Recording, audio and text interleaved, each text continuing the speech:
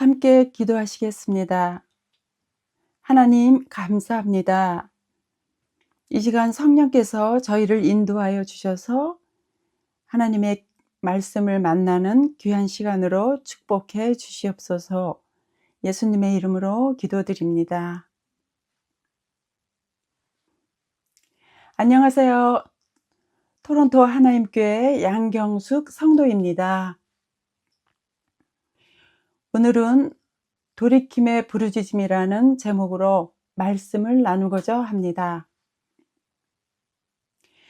가슴 터지도록 부르짖어야 할 시간에 각각 자기 먹고 잘 살기에 빠져 하나님을 외면한 유다 백성, 또한 우리의 모습을 경각시키는 예레미야 선지자의 음성을 듣고 그 가슴을 만나보도록 하겠습니다. 빌립보서 2장 5절에 너희 안에 이 마음을 품으라. 곧 그리스도 예수의 마음이라 이렇게 말씀하셨는데, 이 그리스도의 마음을 품은 선지자가 예레미야입니다.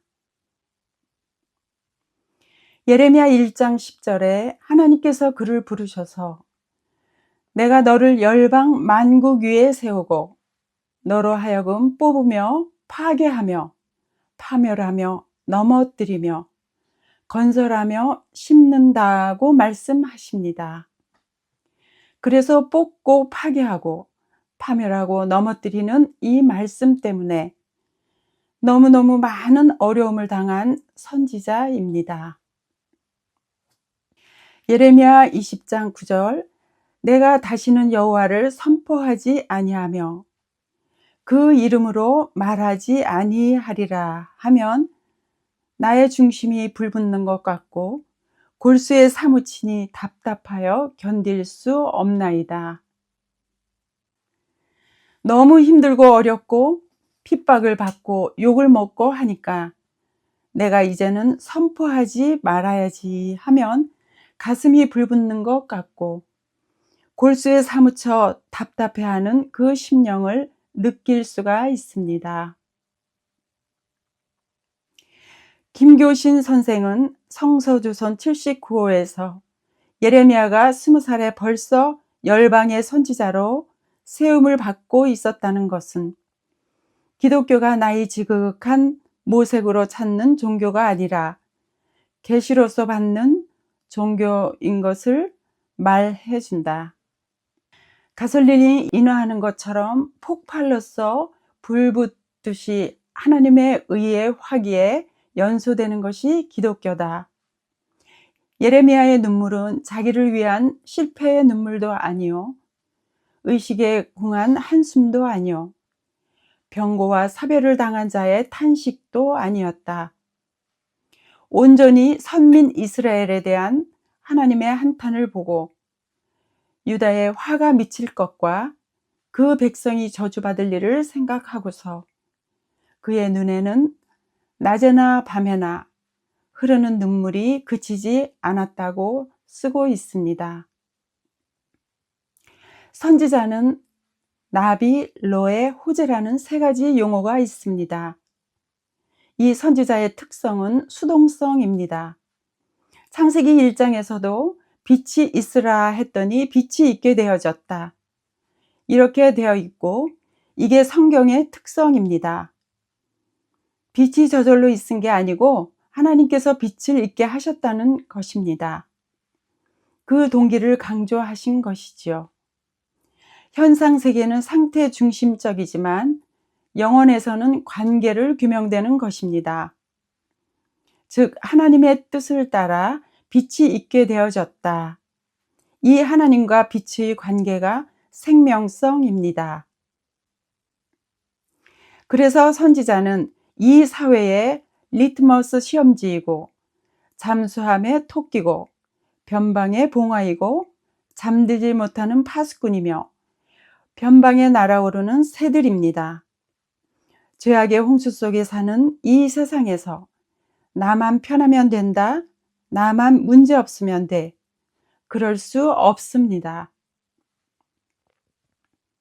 이 죄악의 홍수 속에서 아픔을 겪고 있는 그 심령들의 아픔을 그 당사자들보다 더 예리하게 느끼고 있는 사람들이 바로 선지자들입니다.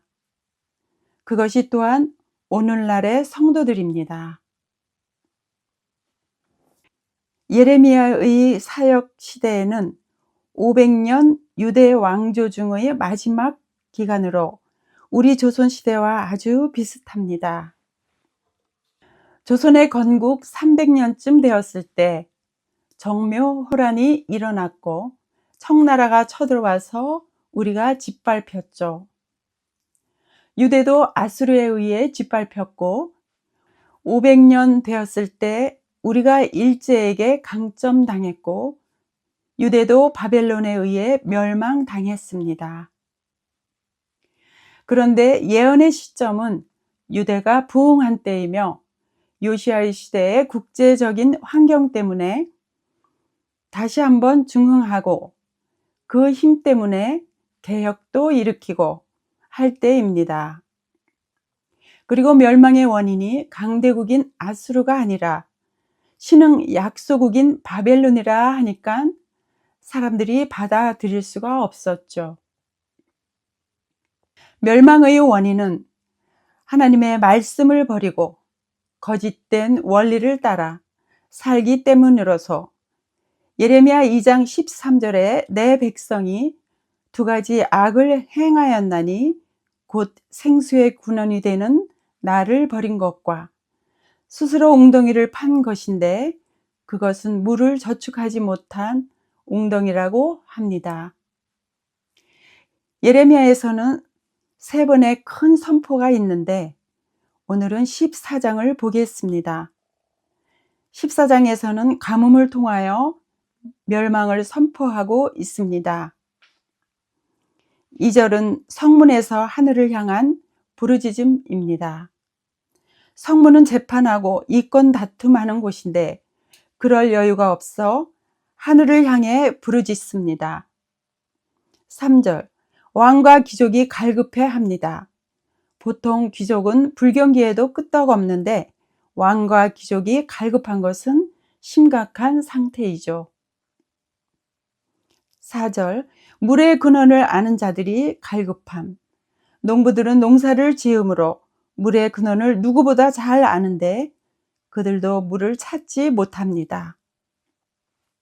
5절, 암사슴은 새끼를 낳아도 내버리며, 암사슴은 자기들을 드러내지 않는 동물인데 물 때문에 드러내고.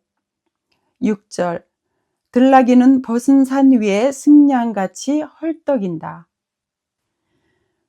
들나귀는 낙타같이 가뭄을 잘 견딜 수 있는데도 산 위에서는 승냥같이 헐떡인다 합니다. 이런 상황인데 12절을 보면 하나님께서 그들이 금식할지라도 내가 듣지 아니하겠고 그들을 멸하겠다고 말씀하십니다. 기근만 해도 쓰러질 지경인데 이방 민족을 보내서 칼로 치고 전염병으로 또 치신다고 합니다. 이런 말씀을 대언해야 하는 예레미야의 심정이 어땠을까를 생각하면 가슴이 저려옵니다. 여기서 우리는 예레미야가 기근, 칼, 전염병, 즉 보이는 현상이 아니라 죄의 동기, 즉 말씀을 버린 죄의 원인을 깨우치려 함을 알 수 있는 것입니다. 이 말씀을 버림으로 말미암아 우리가 이 자리에 있게 되었다는 동기, 원인을 깨우치게 하는 것이 예레미야의 사역이었습니다. 7절을 보면 여호와여 우리의 죄악이 우리에 대하여 증거할지라도 주는 주의 이름을 위하여 라고 말씀하십니다. 우리는 모두 죄악 속에 있습니다. 우리를 보지 마시고 주의 이름을 위하여 우리를 버리지 마옵소서라고 말합니다. 10절, 어그러진 길로 갔고 말씀을 버리고 눈에 보이는 강대국을 찾아갑니다. 14절, 거짓 선지자들의 거짓 예언입니다. 종교적인 삶이 얼마나 비참한지를 모르고 평강하다, 평강하다.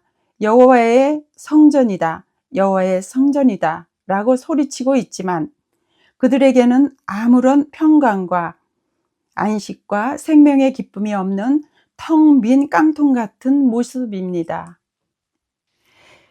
22절에서는 열방의 허무한 것, 국제화 시대의 사치품들로 포장한 우상숭배의 멸망길에서 오직 살 길은 하나님의 은혜만이 살 길이라고 말씀하십니다.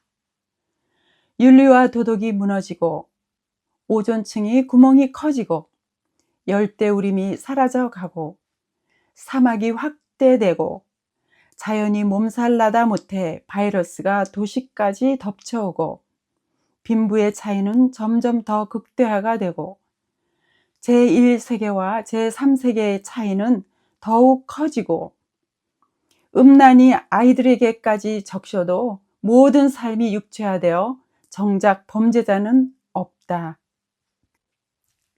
이러한 아픔을 외면하고 현대 기독교는 돌이 떡이 되게 하고 천사가 수종들며 만국의 영광을 누리는 모렴치한 모습들을 드러내고 있는데에도 전혀 부끄러움을 모르고 있습니다.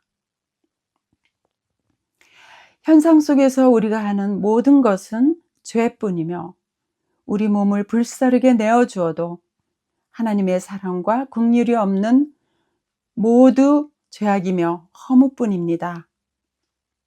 하나님의 은혜만이 유일한 살 길인데 현재의 우리는 그 길을 버리고 모두가 의인이 되어 종교의 길을 굳건히 버텨나가고 있습니다. 예레미야 33장 2절 3절을 읽겠습니다. 이를 행하는 여호와, 그것을 지어 성취하는 여호와, 그 이름을 여호와라 하는 자가 이같이 이르노라. 너는 내게 부르짖으라. 내가 내게 응답하겠고 내가 알지 못하는 크고 비밀한 일을 내게 보이리라. 하나님께서는 우리를 칼, 기근, 연병의 전염병 같은 극한 한계 상황에 세우셔서 그분께 부르짖게 하십니다. 온 세상이 죄인 투성이인데 보이는 모습은 의인들 뿐인 오늘날의 아픔을 품고 안타깝게 외치는 예레미야의 가슴을 조금이라도 새길 수 있는 우리 모두가 되기를 바라며 말씀을 마치겠습니다. 기도하시겠습니다. 하나님, 예레미야가 선포한 말씀을 통해 하나님의 아픈 가슴을 만나고 매일매일 그 말씀을 살아갈 수 있는 우리 모두가 되게 하여 주시옵소서. 예수님의 이름으로 기도드리옵나이다. 아멘.